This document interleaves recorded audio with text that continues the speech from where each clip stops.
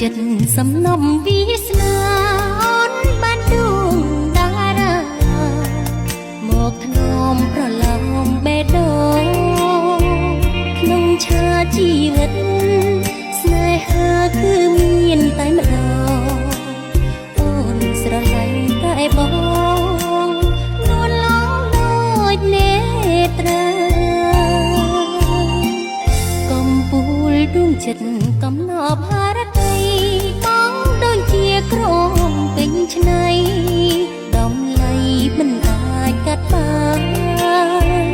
ទំហំស្នេហ៍អូ